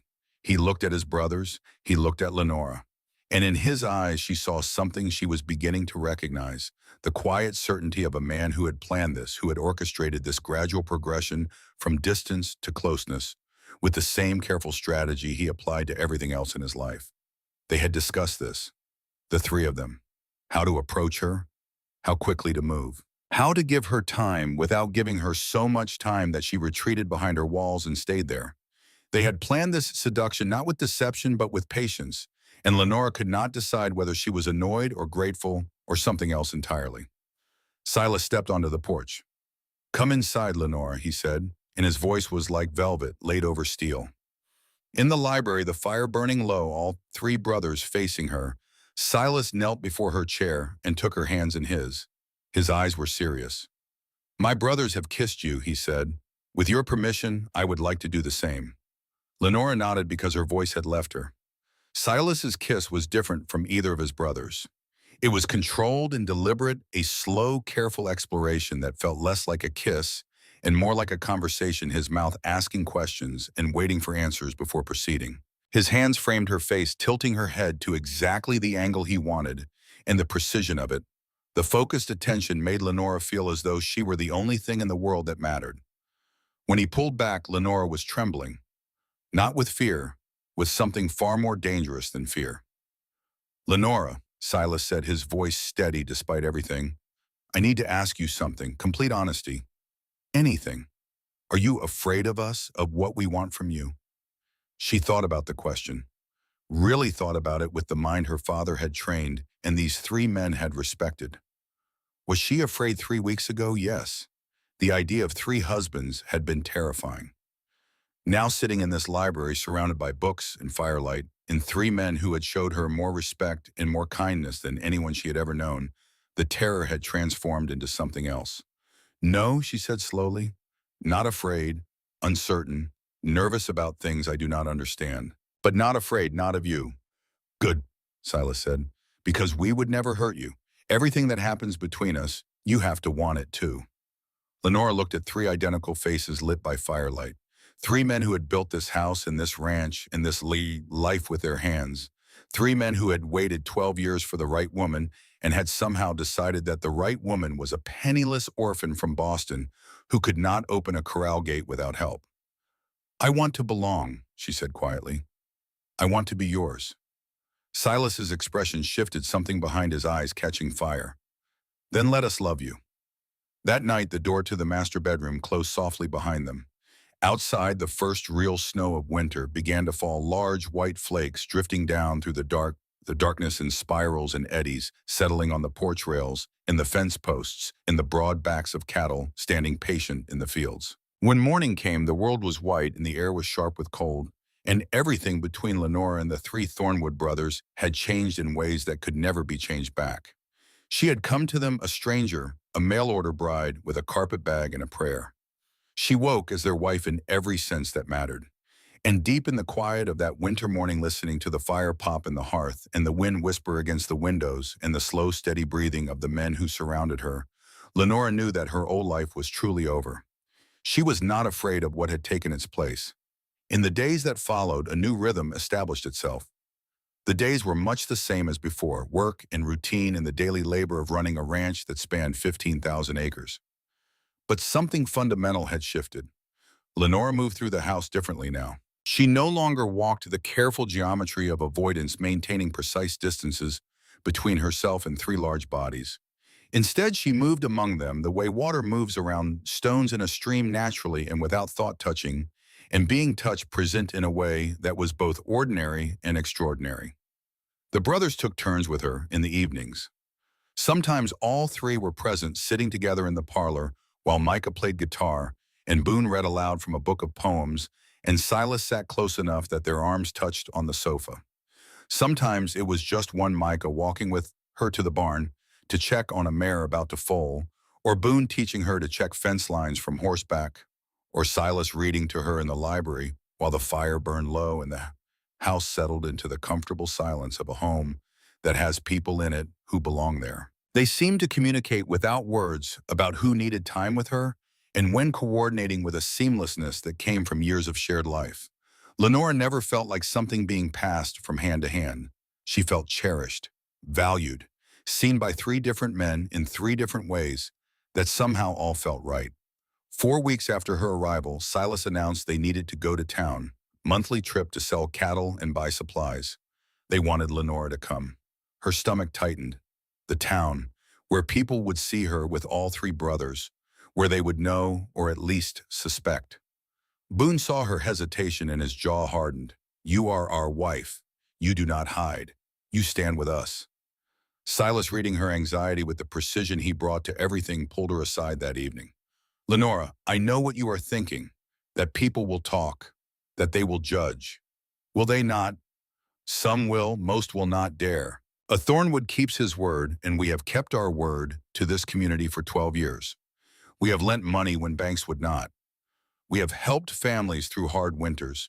We have defended homestead claims against jumpers. People might think we are strange, but they will not disrespect us. He paused. Or you.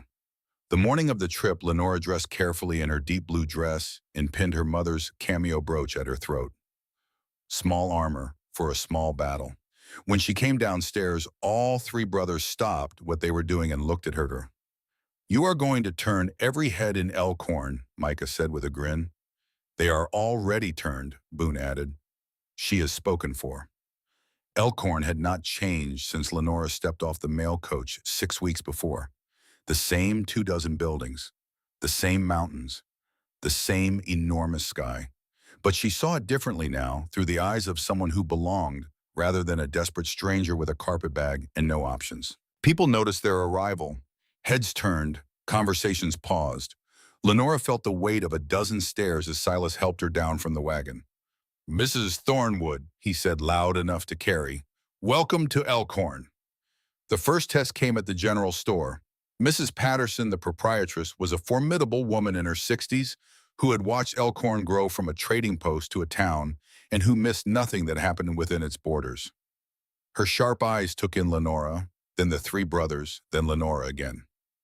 "Well, Silas Thornwood, are you going to introduce me to your bride, or just stand there looking like you swallowed a horseshoe?" "Mrs. Patterson, this is my wife Lenora." The older woman came around the counter and took both of Lenora's hands. Her grip was strong and her smile was genuine. "Welcome, dear. We do not get many new women in these parts. I am glad the Thornwood boys finally found someone." She leaned closer and dropped her voice to a conspiratorial whisper that was still entirely audible. "And thank goodness they are smart enough to share. Three men that find splitting into three separate households would have been a criminal waste." Lenora's eyes widened. Mrs. Patterson knew, and she approved, or at the very least, she did not disapprove enough to keep her mouth shut about it. The only real trouble came as they were leaving the bank. A woman appeared on the boardwalk, elegantly dressed, sharp-featured, with pale eyes that swept over Lenora like a blast of winter wind. Harriet Drummond was 40 years old and carried herself with the rigid authority of a woman who believed that respectability was the only currency worth having and who spent it freely on judging others. She was the wife of a small rancher and the self-appointed moral guardian of Elkhorn, and she had been waiting for this moment since word reached her that the Thornwood brothers had brought home a bride. "Silas Thornwood," she said, and her voice could have frozen running water. "I heard you had married. I had to see for myself." "Mrs. Drummond," Silas replied with careful neutrality. "This is my wife Lenora." Harriet's eyes raked over Lenora with unconcealed contempt. "Your wife, how very convenient. Tell me, does she know about your arrangement, or did you lie to lure her out here?" All three brothers went rigid. Boone's hands closed into fists at his sides. Micah's easy smile disappeared. Silas's jaw tightened until the muscles stood out like cables beneath his skin. But before any of them could speak, Lenora stepped forward. Something had broken loose inside her, some restraint that had held her tongue and bowed her head for 22 years of being judged and found wanting by people who did not know her and did not care to. "I know exactly what my arrangement is, Mrs. Drummond," she said, and her voice was clear and steady and carried the full length of the boardwalk. "I accepted it willingly. I'm entirely content with my choice. Content, living in sin with three men, living in a legal marriage with my husband. What we choose to do in our home is no one's concern but ours." Harriet's face flushed dark red. She pointed a rigid finger at Boone and Micah. "And what about them? Do not tell me they simply happen to live under the same roof. They are family. They help run the ranch, a common arrangement on large operations, as you well know." "It is an abomination," Harriet hissed, "against God and nature." And there it was, the word Lenora had been waiting for. The word people always reached for when they encountered something they did not understand and could not control. Abomination, as though love could be weighed and measured and found wanting by a woman who had never felt the weight of three men's devotion or the warmth of being wanted by people who really saw her for the first time in her life. "Mrs. Drummond," Lenora said, and her voice dropped to a temperature that would have impressed even Ida Lowell, "I do not recall asking for your opinion. My husband's," and she used the plural, deliberately watching Harriet's eyes go wide, "treat me with more respect and more kindness than most women in conventional marriages ever receive. They value my mind, my opinions, and my happiness. If you find that abominable, then the problem lies with your imagination, not with my marriage." Boone made a choking sound behind her that might have been a laugh. Micah was grinning. Silas's hand settled on the small of her back, warm and approving. Harriet's mouth opened and closed several times without producing sound. "We will see what the church has to say about this," she managed at last. "The church can say whatever it likes," Lenora replied. "I answer to God, not to gossip." She turned to Silas with a composure she did not entirely feel. "I am ready to go home." On the wagon, once Elkhorn had shrunk to a cluster of toy buildings behind them, Boone started laughing. It was a deep, rolling sound, the laugh of a man who had waited years for something good to happen and had just watched it happen right in front of him. Her face, he said, wiping his eyes. When you said husbands, the plural, I thought she was going to faint on the boardwalk. That was magnificent, Micah agreed from the driver's seat. I have never seen anyone handle Harriet Drummond like that. Silas pulled Lenora closer, his arm around her shoulders, warm and solid. I am proud of you, he said simply. You did not hide. You did not apologize for who you are or what you have chosen. Because you do treat me well, Lenora said, leaning into his warmth. Better than I ever imagined anyone would. Because we love you, Baron, Micah said from the front of the wagon. The word hung in the autumn air between them. Love. They had circled it for weeks, approached it sideways, implied it in 100 small gestures and careful words. But this was the first time any of them had so said it plainly, without qualification or hedge. Lenora's throat tightened. I think I love you too, she said. All of you. The joy on three identical faces was almost too much to look at directly, like staring at the sun. 3 smiles. 3 pairs of amber eyes shining with a happiness so fierce it bordered on pain. But what Lenora did not know, what none of them knew as they rode home through the golden afternoon with the mountains turning purple against the sky and the first stars appearing in the east, was that Harriet Drummond was not the kind of woman who accepted defeat.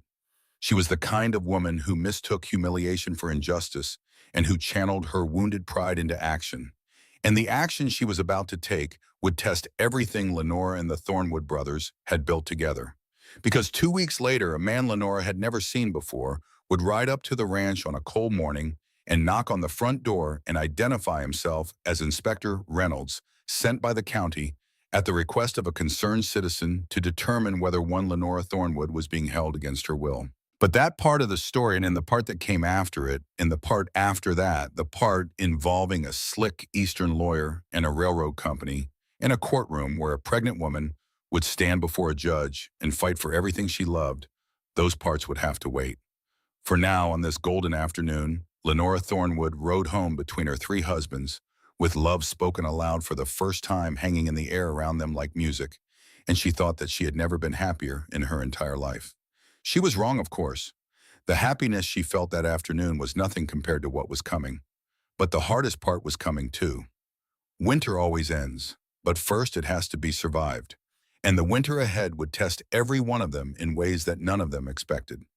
Inspector Reynolds arrived on a Tuesday morning in February, 2 weeks after the confrontation with Harriet Drummond on the streets of Elkhorn. He came alone on a bay horse that looked as tired as its rider.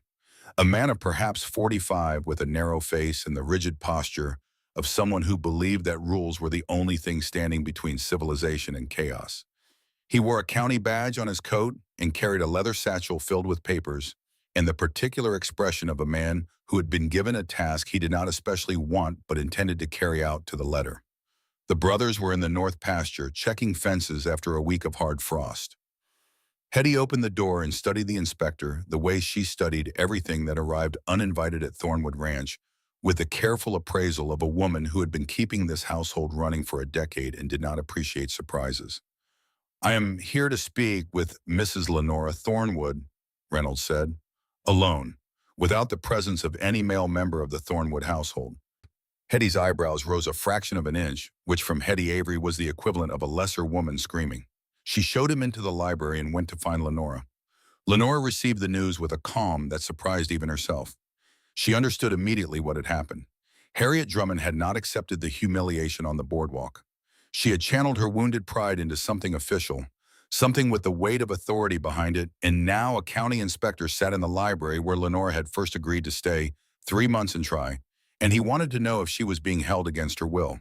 She smoothed her dress. She pinned a stray curl behind her ear.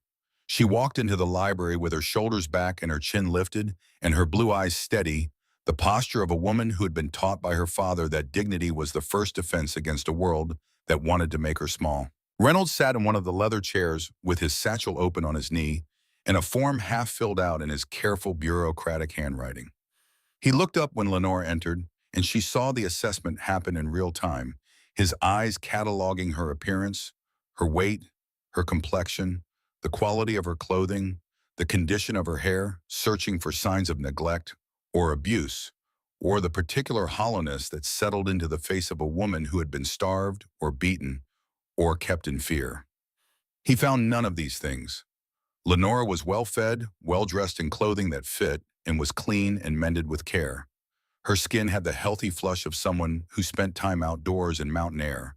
Her eyes were clear and intelligent. She stood straight and spoke clearly and showed no signs whatsoever of a woman under duress. Mrs. Thornwood, Reynolds began, his pen poised. I have been asked to conduct a welfare inquiry. Are you here of your own free will? I am.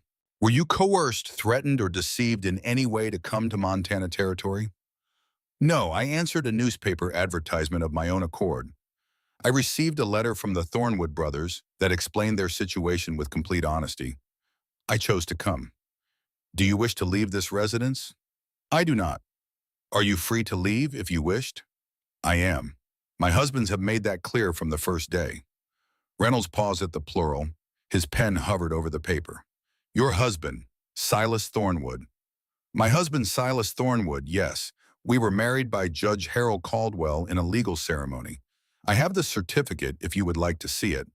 She produced the document from the desk where Silas kept important papers. Reynolds examined it, noted the date and signatures, and returned it without comment. Then he asked to see the house. Lenora showed him everything, her own bedroom with its mountain view and its feather mattress, the kitchen where Harry was making bread, the library with its hundreds of books, the parlor with the stone fireplace, the pantry stocked with food for winter. Reynolds walked through each room with his narrow face blank and his pen scratching notes. He opened closets. He looked in cupboards. He checked that the doors had locks that worked from the inside. He was thorough and professional, and Lenora despised him for it, not because he was wrong to check, but because the fact that he was here at all meant that someone had looked at her life and decided it was not hers to live. At the front door, his inspection complete, Reynolds closed his satchel and met her eyes for the first time without the shield of his official role between them. Mrs. Thornwood, for the record, you appear to be in good health, well provided for, and residing here voluntarily. I will report as much. Thank you. He hesitated, then added in a voice stripped of official formality. You should know that the complaint was specific. The concerned citizen alleged an immoral domestic arrangement involving multiple men. I am not in a position to investigate the private lives of adults in their own home. That is not what I was sent to do, but you should be aware that the allegation is on file. After he rode away, Lenora stood in the front hall and pressed her back against the closed door and let herself tremble. The strength she had shown Reynolds drained out of her like water from a cracked cup, and what remained was fear. Not fear of the brothers, not fear of the life she had chosen. Fear of the world outside these walls, a world that had the power to come into her home and question whether she belonged in it. Silas found her there an hour later, still standing, with her back against the door, her hands clenched at her sides, her eyes red. He did not ask what happened. He looked at her face and understood everything. If they had judged differently, Lenora whispered, if he had decided I was being kept here, they could have taken me away, Silas. They could have separated us. Silas crossed the hall in 2 strides and pulled her into his arms. He held her the way he held everything that mattered to him completely and without reservation, his big hands flat against her back, his chin resting on the top of her head. She fit against his chest as though she had been designed for the space. No one is going to take you from us, he said, and his voice was the voice of a man who made promises the way he built fences, solid and meant to last. You are not alone anymore, Lenora, not ever again. She pressed her face against his shirt and breathed in the smell of him leather and wood smoke and cold mountain air and let the steadiness of his heartbeat under her ear remind her that she was safe, that she was home, that the word home meant something now that it had never meant before. But Lenora was not a woman who responded to threat by hiding behind the people she loved. She was the daughter of Thomas Whitfield, a man who had taught her that knowledge was the sharpest tool in any fight. And in the days after Reynolds's visit, a new determination settled into her bones. She needed more than the protection of 3 strong men. She needed the kind of power that could not be taken away by a county inspector or a vindictive neighbor or anyone else. She needed to make herself indispensable, not just to this household, but to this community so deeply woven into the fabric of Elkhorn's life that pulling her loose would unravel everything around her. She started with the account books. 3 months after her arrival in the deep cold of January 1877, Lenora sat at the desk in the library with the ranch ledger spread before her and made a discovery that would change everything. She had been tracing an expense, a monthly payment to a feed supplier in Helena, that seemed too high when she found a discrepancy buried in the figures like a stone hidden in a snowdrift.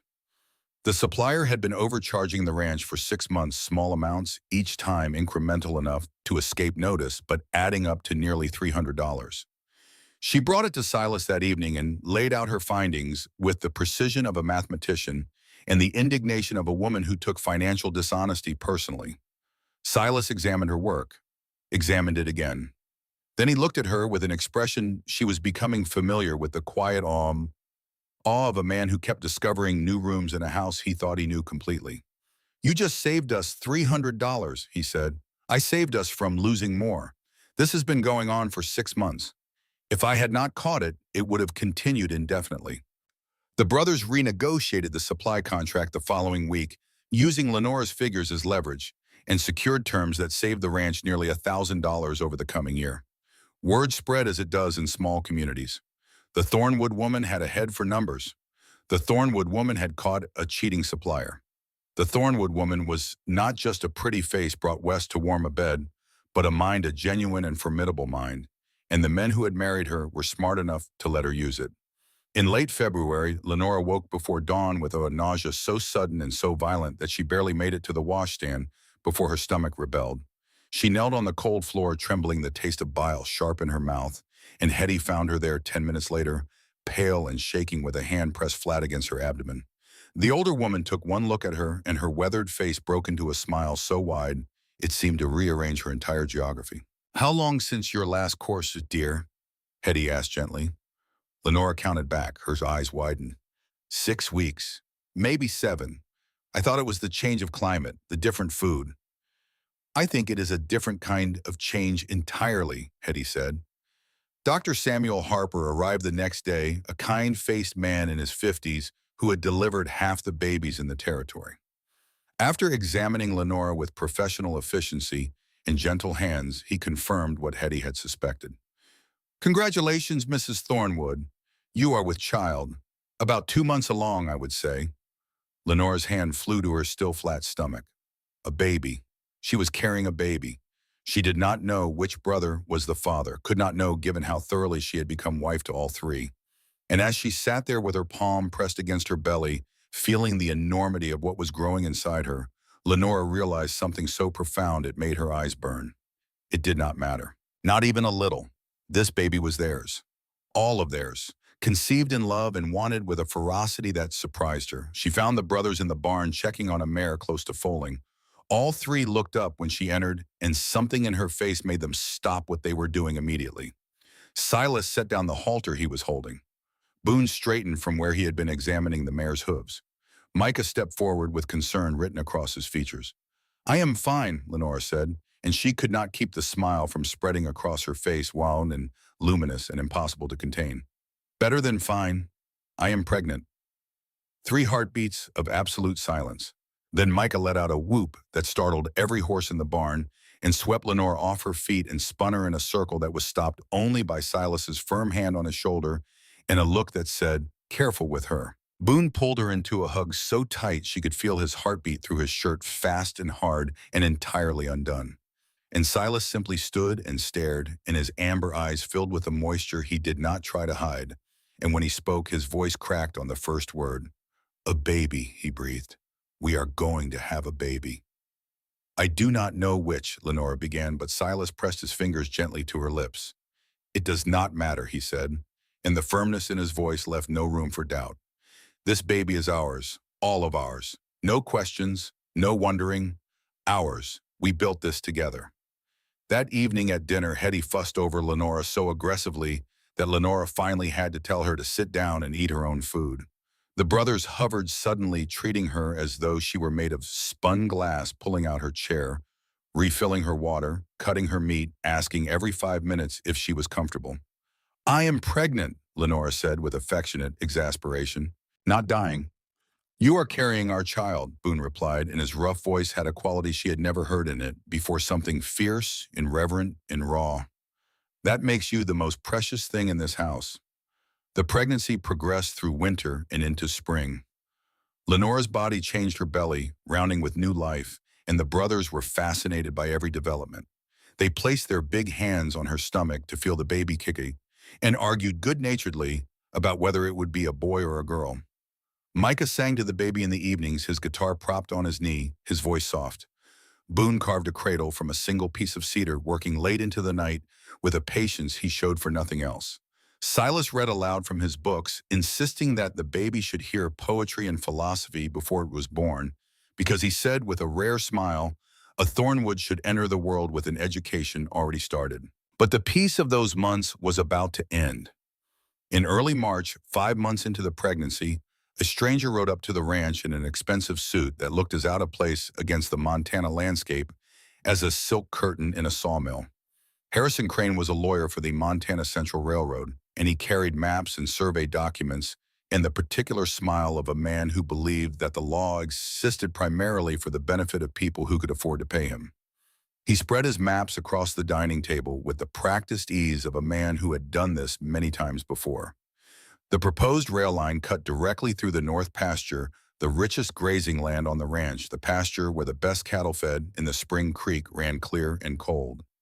"We are offering top dollar," Crane said smoothly. "10,000 for the right of way."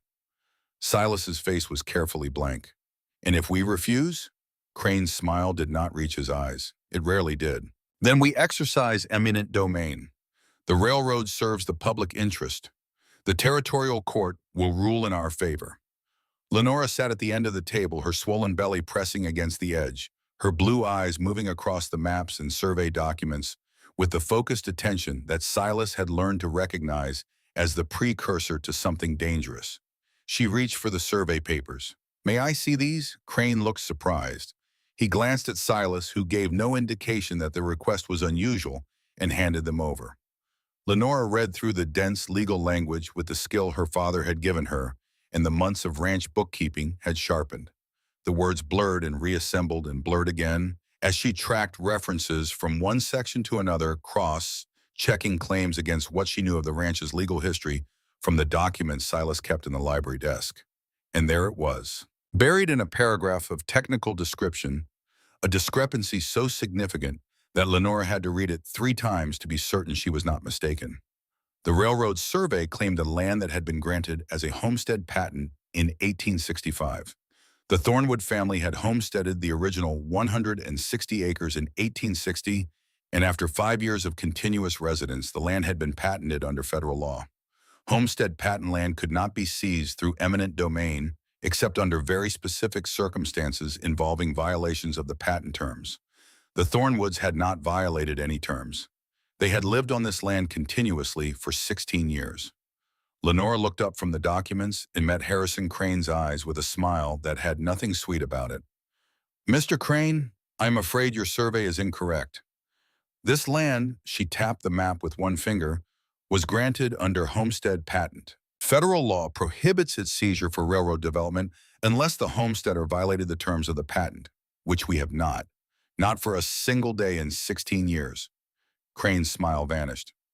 "I think you are mistaken, Mrs. Thornwood. I am not. I have read the Homestead Act quite thoroughly. I have also reviewed our land patents.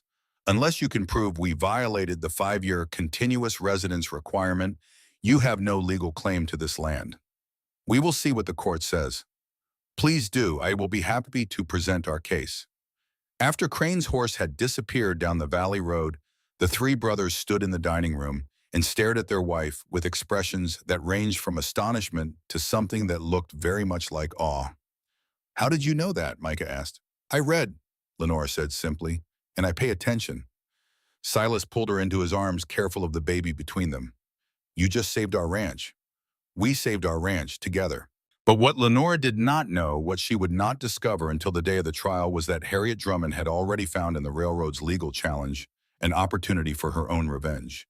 In the weeks between Crane's visit and the court date, Harriet had contacted the railroad's lawyer and offered him something more valuable than any survey. She gave him scandal. She told him about the arrangement at Thornwood Ranch and about 3 brothers sharing one wife, about a domestic situation that any judge in the territory might find morally repugnant.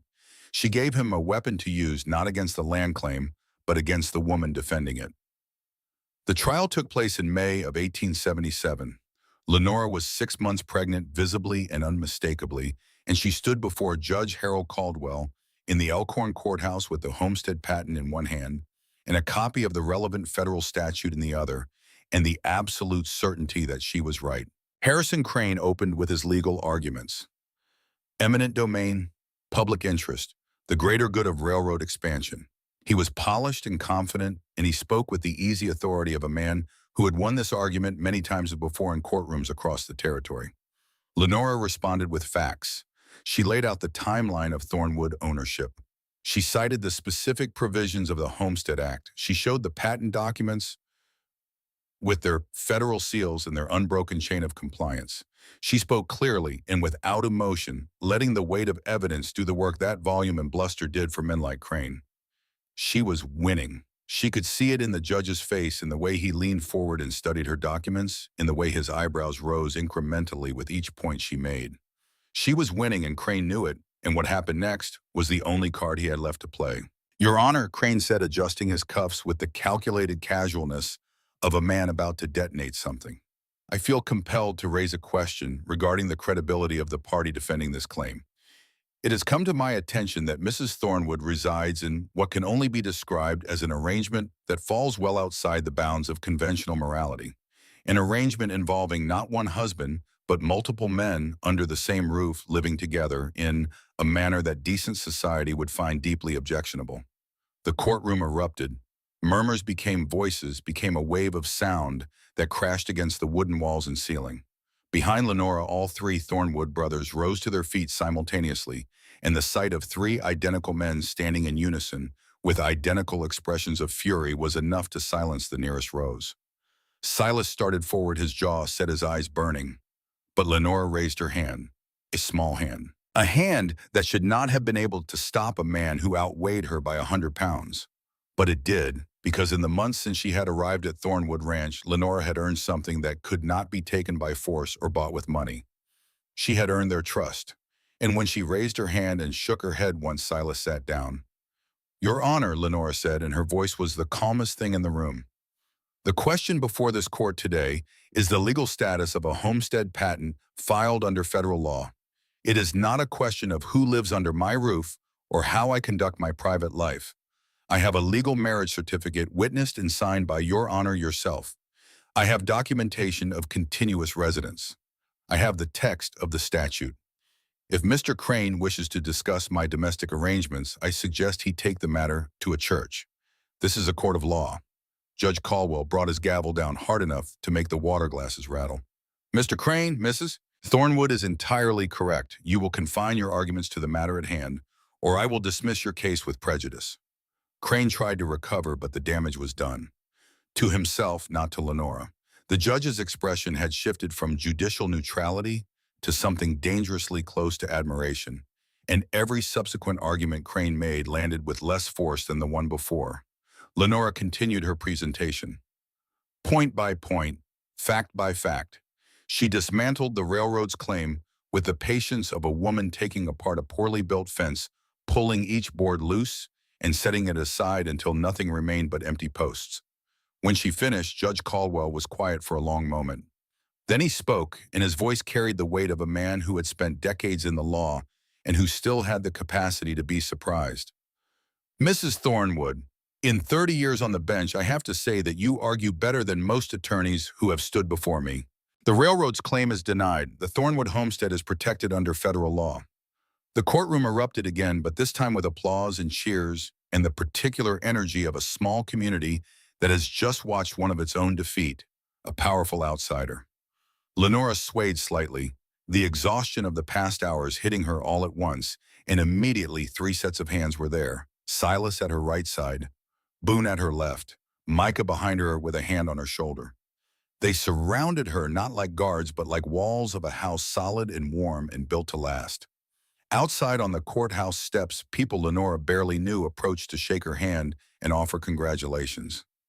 Even some who had been cool about the Thornwood marriage looked at her with new respect. She had stood up for her land and her family, and she had won. And in a territory where the ability to fight for what was yours was the most respected quality a person could possess, Lenora Thornwood had just proven that she belonged. But the trial had cost her. That night back at the ranch, Lenora sat in the library and felt the exhaustion settle into her bones like snow, settling into mountain valleys deep and heavy and cold. She had won. But the victory had required her to stand before a room full of strangers while a man in an expensive suit tried to use her most private life as a weapon against her. The intimacy she shared with three men, the love that sustained her, the arrangement that had saved her from poverty and given her everything she had, all of it had been dragged into public view and held up for judgment. Silas found her staring into the fire. He sat beside her and took her hand, and they were quiet together for a long time. "You were magnificent," he said at last. "I was terrified," she admitted. "Those two things are not mutually exclusive." 1 week later, a letter arrived that would test everything Lenore had built. It came in an expensive envelope with a New York return address, and it was from a lawyer representing a woman named Margaret Whitfield Grant. Lenore read the letter at the kitchen table while Hetty kneaded bread and the morning light fell through the windows in long golden slants. With each line, the blood drained a little further from her face. Margaret Whitfield Grant was her father's cousin, a distant relative Lenore had never met, never heard of, never knew existed. She was wealthy, childless, and she had been searching for Lenora since learning of Reverend Thomas Whitfield's death. She wanted Lenora to come to New York. She wanted to give her a home, an inheritance, a respectable life. There was one condition. Lenora must leave Montana, leave the arrangement, leave the Thornwood brothers. Come to New York and live as a proper woman in proper society, and everything Margaret Whitfield Grant possessed would eventually be hers. Lenora set the letter down on the table. Her hands were shaking. For the first time since arriving in Montana, she had a real choice. Not the desperate non-choice between starvation and an unknown future. A genuine choice between two lives, each of which offered something the other could not. New York offered wealth, respectability, the approval of a world that would never approve of what she had here. Safety from judgment, from inspectors, from Harriet Drummond and Harrison Crane, and every other person who believed they had the right to an opinion about how Lenora Thornwood lived her life.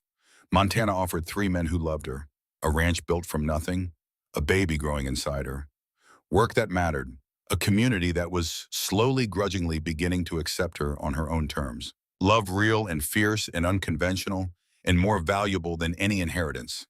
She hid the letter. She told no one. And for the next several days, she carried it inside her like a splinter, sharp and constant, turning it over in her mind during the quiet hours when the brothers were in the fields and the house was still.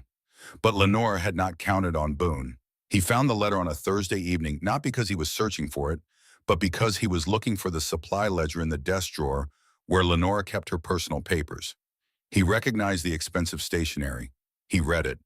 And the expression that moved across his face, surprise, becoming comprehension, becoming pain, becoming a rage that had nowhere to go, was the expression of a man watching the best thing in his life prepare to walk out the door. Dinner that night, the table set, Hetty's roast beef steaming on the platter, the baby, if they could feel her, kicking steadily inside Lenore's belly. And then Boone's hands steady despite everything he was feeling, placing the letter on the table between the salt cellar and the bread basket. "When were you going to tell us?" The silence that followed was the kind that has weight. Lenora could feel it pressing down on her shoulders, on her chest, on the baby inside her. Hetty froze with a serving spoon in midair. Silas picked up the letter and read it, and his face went through a transformation that Lenora would have given anything not to witness the careful, neutral mask he wore for the world cracking and falling away to reveal something raw and wounded beneath. Micah read over his brother's shoulder, and the light went out of his eyes like a candle being pinched between wet fingers. "You are thinking about leaving," Boone said. His voice was flat, declarative, the voice of a man stating a fact that he has already accepted. "I am thinking about choosing," Lenore said, and her voice trembled, but did not break. "For the first time in my life, I have a real choice. Not desperation, not necessity, a genuine option. And I need to be certain that when I choose, if I choose to stay, I am choosing because I love you, not because I have nowhere else to go." She looked at each of them in turn. Silas, whose face was stone, Boone, whose hands were clenched on the table edge, Micah, whose eyes glistened in the lamplight. You told me from the beginning that I was free to leave. You said a Thornwood keeps his word. Were you telling the truth? Or was that just something you said to a frightened girl to keep her from running? The challenge hung in the air. It was Lenora knew the most important question she had ever asked. Not because she doubted the answer, but because they needed to prove it. To themselves as much as to her. Silas spoke first. His voice was controlled but rough at the edges, like a road that had been smoothed but still showed the stones beneath. You have the right to go. A Thornwood keeps his word. We told you that you were free to choose. We meant it. But it will destroy us, Micah said softly. Lenora, you leaving will destroy us. Boone said nothing. He pushed back from the table, stood, and walked out of the room. Not violently, not with the door-slamming drama that a lesser man would have indulged in. He simply left his boots heavy on the porch boards, his silhouette swallowed by the darkness beyond the lamplight. Lenora did not sleep that night. She lay in her bed with her hands on her belly, feeling the baby move, and she thought about the two lives spread before her, like two roads diverging in a Montana valley. One road led east toward money and respectability, and the suffocating safety of a world that would approve of her only as long as she lived by its rules. The other road led nowhere except deeper into these mountains, deeper into this life, deeper into the love of three men who had given her everything and asked for nothing except that she stay. She made her decision before dawn. She had probably made it weeks ago, months ago, the night the door closed behind them. For the first time the morning she found the error in the account books, the afternoon she stood before Judge Caldwell and fought for her family's land. She had made this choice 100 times already. She was simply making it official now. She found the brothers in the barn at first light. All three were there doing the morning chores with the mechanical efficiency of men who had not slept and were using work to keep themselves from thinking. They looked up when she appeared in the doorway, and in their faces she saw the same thing. Hope and terror balanced on a knife's edge waiting to tip. Lenora held up the letter from New York. She tore it in half, then in quarters. Then she opened her hand and let the pieces fall, and the morning wind that came down from the mountains caught them and scattered them across the yard like snow, in reverse white fragments rising and spinning and disappearing into a sky so blue it hurt to look at. I am not staying because I have nowhere else to go, Lenora said, and her voice was the steadiest it had ever been. I am staying because everywhere else is nowhere without you. Boone was the first to break. Boone, who never showed weakness, who met every challenge with squared shoulders and a hard jaw, and the absolute refusal to bend. Tears ran down his sun-weathered face in two silent tracks, and his massive shoulders shook with the effort of containing something too large for even his frame to hold. Micah crossed the barn in 3 strides and pulled her into his arms gentle, with the belly between them, his face buried in her hair, and she felt his tears warm against her neck. Silas came last. He stood before her and lifted his hands to her face, the same gesture he had made on their wedding day, his calloused palms warm against her cheeks, his amber eyes looking into hers with a certainty that went beyond words. This is where you belong, he said. Always. Winter always ends, Lenora, and you are our spring. She had chosen them, not from desperation, not from necessity, not because a letter in a Boston newspaper had offered her an escape from starvation. She had chosen them with a fortune waiting in New York and a cousin willing to give her everything the world considered valuable. She had chosen love over comfort, belonging over respectability, 3 extraordinary men over all the money and safety that convention could provide. And in making that choice, Lenora Thornwood became something she had never been before. Not a woman who was rescued, not a woman who settled, but a woman who chose her own life with open eyes and a full heart and the absolute conviction that she was exactly where she was meant to be. The baby came 3 months later on a warm evening in late August when the Montana sky turned colors that did not have names in any language Lenora knew. Dr. Harper was delayed by spring flooding that had washed out the road from Elkhorn, and Hetty prepared to deliver the baby herself with the calm efficiency of a woman who had done this before and the quiet prayers of a woman who knew that calm efficiency was not always enough. The brothers refused to leave the room. Hetty ordered them out. They refused again, all 3, speaking the same word at the same time in a unison that would have been comical under any other circumstances. No, 8 hours. Lenora learned what pain was. Not the dull ache of hunger or the sharp sting of a needle prick, but a vast encompassing agony that seemed to originate at the center of the earth and pass through her body on its way to the sky.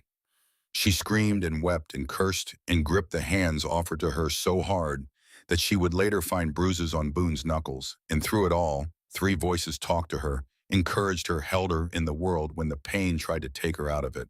Silas steady and calm. You are doing this, Lenora. You are strong enough. Breathe. Boone rough and desperate and fighting his own helplessness. Come on, girl. Fight. You are the toughest person in this room and you know it. Micah gentle and breaking.